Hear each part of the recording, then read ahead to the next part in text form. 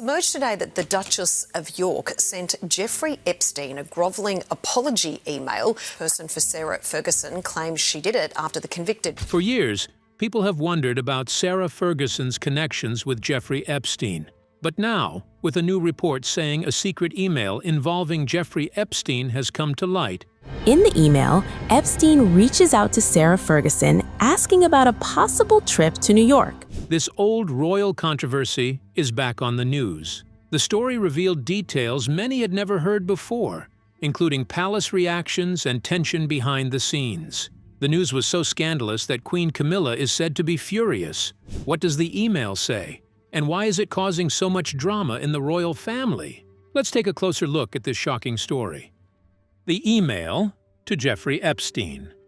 According to newly released emails, Sarah Ferguson sent a startling message to Jeffrey Epstein in 2009. First emails that we see are from 2009, and why that is interesting. Even after he had served time in prison. In one note, she reportedly joked, saying, "I am at your service. Just marry me." The language is striking. I'm at your service. Just marry me. This is just one of the exchanges that Sky News believes. It shows a level of familiarity and comfort that many would find troubling, especially given Epstein's criminal history and the fact that she was once married to Prince Andrew. This was not a casual or passing message. But what will surprise you is what comes in the rest of the emails. The very email at the center of this story dates back to 2009 and 2010. Shortly after Epstein was convicted and served part of his sentence for soliciting relations from a minor. Rather than cutting all ties, Ferguson appears to have maintained contact with him via email. One message seen in the newly released files shows her asking Epstein for help with her charity project Mother's Army, a planned women's empowerment initiative aimed at boosting the voices of mothers and tackling social issues. In that exchange, Ferguson sought advice on how to turn Mother's Army into a successful brand and business. Emails from associates of Epstein's even suggested Epstein would own a majority, 51%, of the equity in the venture if it went ahead as planned. The proposed business model outlined earnings from book deals, children's television roles, and speaking fees. It was striking that these contacts took place after Epstein's conviction. A conviction that should have made anyone, especially someone with a public profile like Ferguson's, wary of visible association. And yet the emails suggest a relationship that was both personal and professional. In later messages, Ferguson reportedly referred to Epstein in warmer terms, calling him someone she valued, and even describing him as the brother I have always wished for. It wasn't just business talk. Other emails show Ferguson communicating with Epstein about trademarking Mother's Army through his lawyers and discussing strategic plans for the brand before public speaking appearances she hoped to make. These exchanges have now drawn intense public and media attention. Critics argue that any kind of contact with a convicted sex offender carries serious risks to reputation, especially for a former member of the royal family. Supporters of Sarah Ferguson point out that nothing in the documents shows criminal behavior or illegal activity, but in the court of public opinion, perception often matters as much as fact. But here comes the shocking part. It will surprise you to know that in just a short period of time, the fallout has already begun. Sarah's Trust, a charity founded by Ferguson to support women and children, announced it will close for the foreseeable future. Following the controversy, the organization said its leadership and board agreed the decision was necessary in light of recent disclosures tied to her personal correspondence with Epstein. Beyond this closure, several other organizations severed ties with Ferguson in recent months after details of past emails with Epstein emerged. Major charities, including the Teenage Cancer Trust, Prevent Breast Cancer, Julia's House, the Natasha Allergy Research Foundation, and the Children's Literacy Charity, all confirmed they were ending their relationships with her, saying her past correspondence made continued association inappropriate. But aside from all of that, there is the fact that these emails have changed how many people saw Sarah Ferguson. Because even after Epstein's conviction and prison sentence, The documents suggest that Ferguson visited him not long after his release. She was not alone.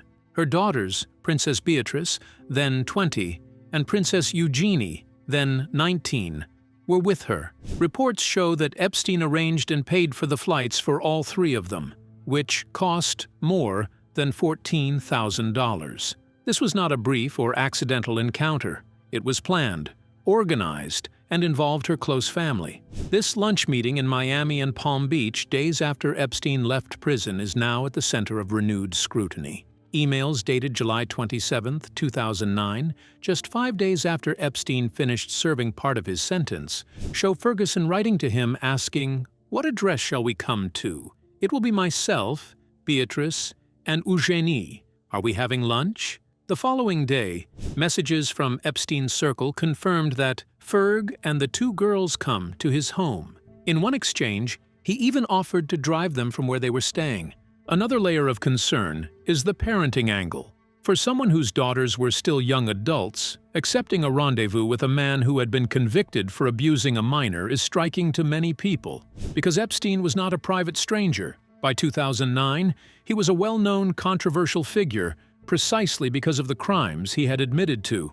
So putting close proximity with him, in a relaxed family lunch setting, is something that troubles many observers and makes them wonder about judgment and priorities. But aside from that first visit, the two were seen in further connections that add to the concern. Emails suggest that the relationship did not end with lunch.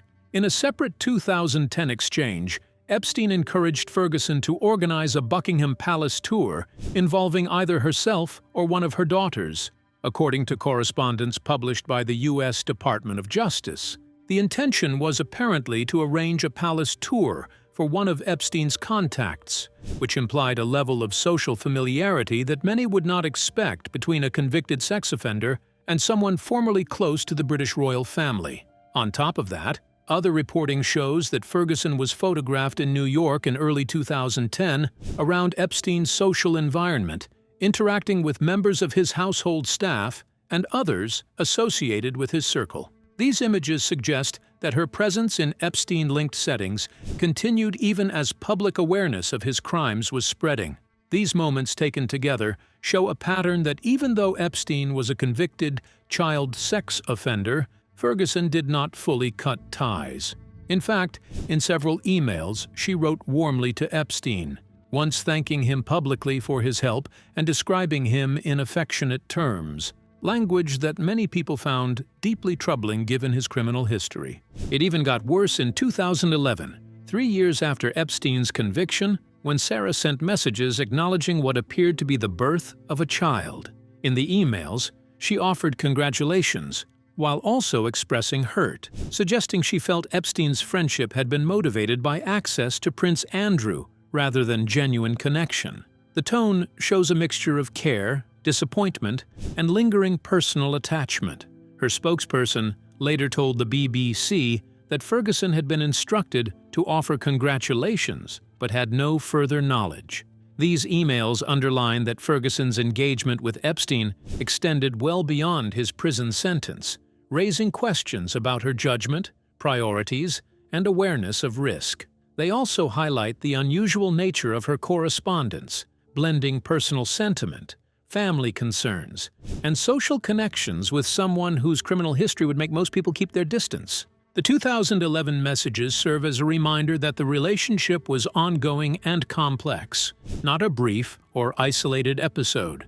Although the BBC and other outlets have noted that being mentioned in these files does not prove wrongdoing by Ferguson herself, there is no public evidence that she participated in Epstein's crimes. These connections still leave many questions unanswered about boundaries and responsibility. The fact remains that she stayed in contact with a convicted sex offender and involved her family in that contact at a time when many others were actively avoiding him. Seen against this backdrop, people now ask, who exactly is Sarah Ferguson in this story? Is she someone who misunderstood the risk, or someone willing to cross boundaries that others clearly avoided?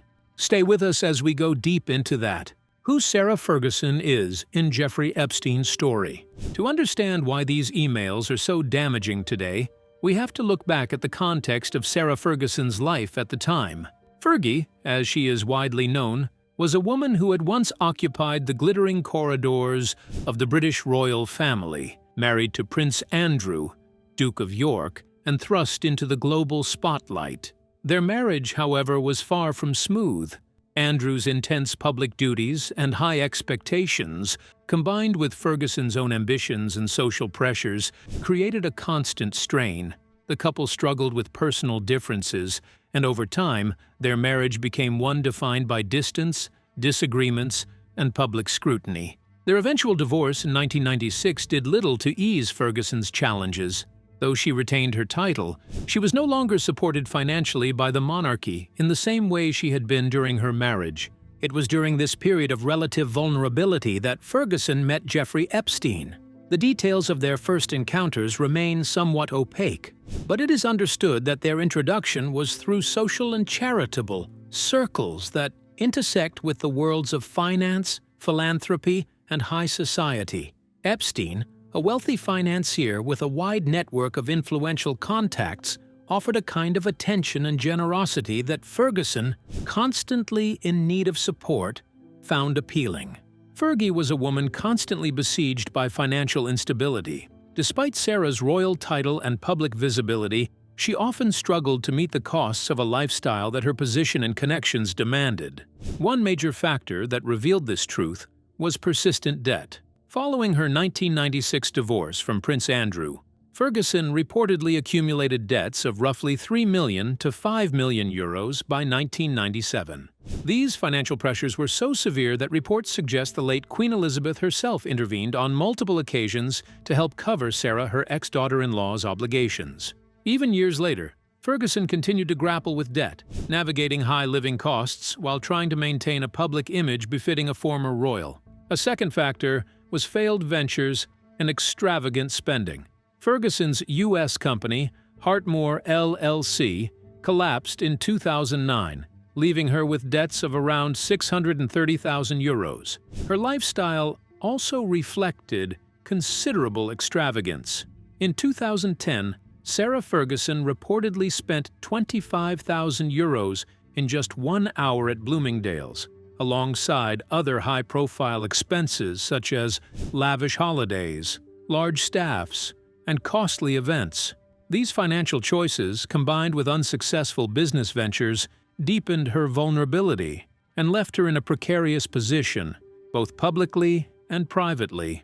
So, despite her title, she was often left to her own devices to fund a lifestyle that royal connections alone did not provide. It was this vulnerability, this perpetual need for generosity and kindness, that allegedly led her straight into Epstein's orbit. The emails reveal the depth of her dependence on his advice, his attention, and, allegedly, his financial support. She sought guidance on her charity initiative, Mother's Army, and expressed warmth, gratitude, and even playful familiarity in her messages. But the story takes an even more sinister turn. While Fergie was writing these notes of gratitude and sisterly affection, sources close to the investigation suggest she may have been under Epstein's watch. The financier was notorious for cultivating relationships with influential figures and then using those relationships to gather compromising material. The suggestion that Ferguson was being observed or recorded is chilling. It raises the possibility that what she perceived as friendship and mentorship may have been manipulation. Sarah thought she had found a benefactor, a friend who could help her navigate her mounting debts and social pressures. In reality, she may have been walking into a meticulously laid trap. Epstein was indeed monitoring Sarah's activities. The implication is clear. Her presence in his circle was never purely about friendship. It was about leverage. Documents, emails, and other investigative reports suggest that Epstein's interest in Ferguson extended beyond casual acquaintance. He was collecting information on her family, her finances, and her connections to the royal household. For a woman who has spent decades trying to reclaim her reputation, trying to demonstrate her value and goodwill to the British public and her family, this realization is a bitter pill. Ferguson's decades-long struggle to be taken seriously as a charitable figure, a mother, and a former royal, has been punctuated by public mistakes. But being caught up in Epstein's world represents a new, darker layer. It shows how vulnerability and need can be exploited, even for someone with status and privilege. The impact of these revelations on Sarah Ferguson's daughters, Princess Beatrice and Princess Eugenie, goes far beyond headlines and public gossip. These two women have worked hard to build their own identities in the public eye, and much of that effort has been tied to meaningful charity work and support for causes they care about. Princess Beatrice has focused much of her work on helping others, especially young people and families facing challenges. She has long supported dyslexia awareness due to her own experiences with the condition, serving as a patron for a center that helps children with dyslexia learn and thrive. She has also backed education projects and charities that help children in poverty and those in need of support in difficult places. In recent years, Princess Beatrice has taken on roles with organizations like the Chartered College of Teaching, continuing a family legacy of support for educators and learning. And she has become involved with a charity dedicated to research and awareness of premature birth after her own daughter was born early. Princess Eugenie has similarly built her public work around caring causes. She is co-founder of the Anti-Slavery Collective, a charity dedicated to raising awareness and fighting modern slavery and exploitation around the world. Her advocacy shows a deep commitment to human rights and helping vulnerable people.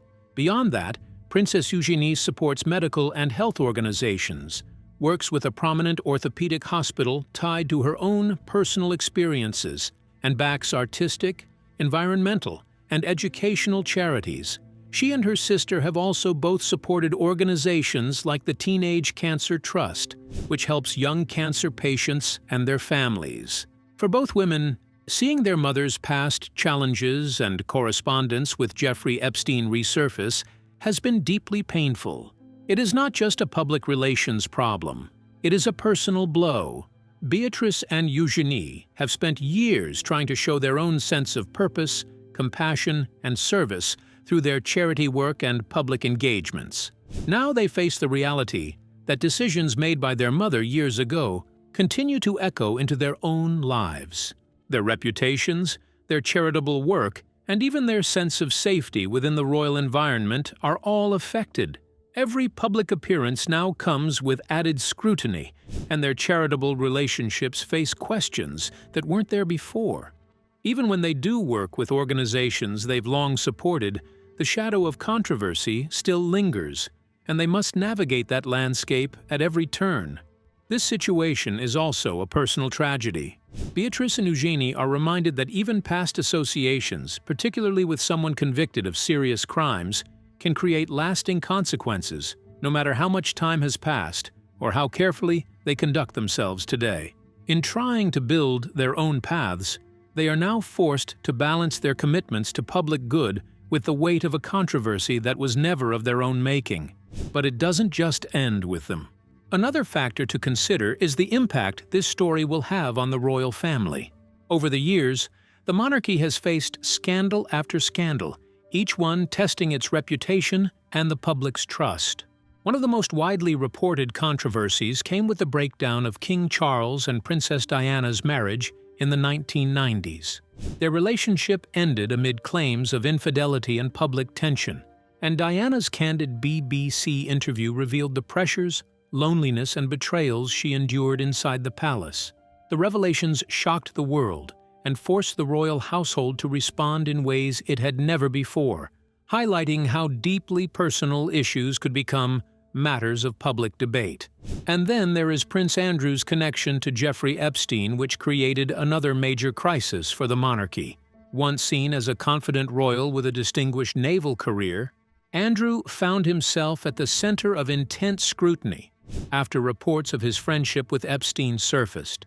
In 2019, a BBC interview addressing the allegations went disastrously wrong, leading Andrew to step back from public duties, lose his military titles, and relinquish many formal royal responsibilities.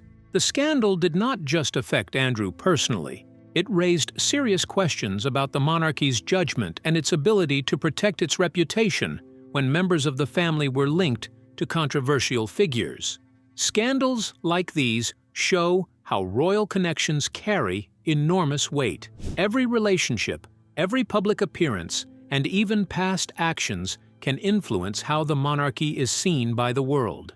This is why Queen Consort Camilla is reportedly weighing in on the issue. As someone who has carefully built her role in the monarchy over years of public service, she understands the damage that renewed controversy can cause. So stay with us, because what she said is something you don't want to miss out on. Camilla's response to the scandal. When Queen Consort Camilla was asked her view on the Epstein scandal during a recent public engagement, she chose not to answer. While visiting a primary school in London, a reporter asked whether the royal family would speak out on the renewed investigation and whether she had a message for Epstein's victims. Camilla walked on without responding. Her silence spoke louder than any statement could have. It made clear that the palace leadership is determined to distance itself from the scandal rather than become entangled in it. For many people, that silence was remarkable.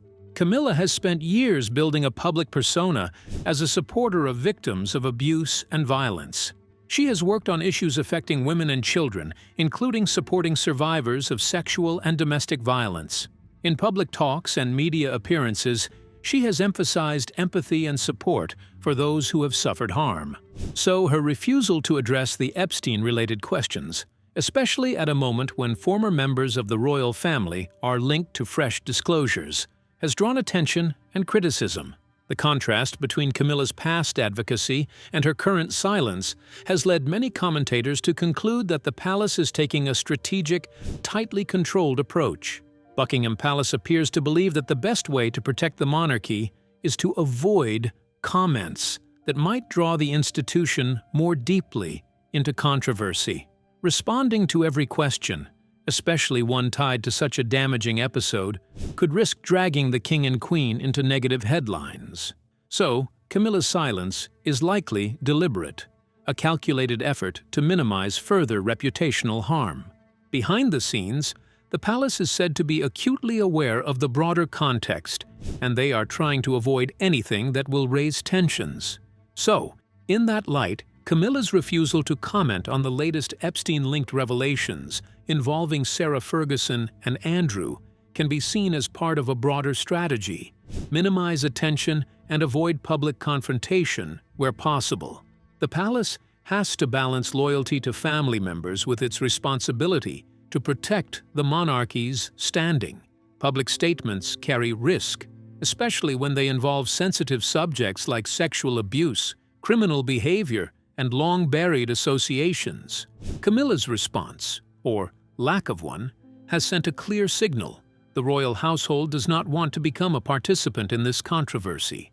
Instead, the focus is on maintaining dignity, internal control, and a consistent public message that the monarchy prioritizes stability above all. Whether or not the Queen Consort personally agrees with that approach is impossible to know, but institutionally it aligns with the palace's pattern of caution in handling scandals.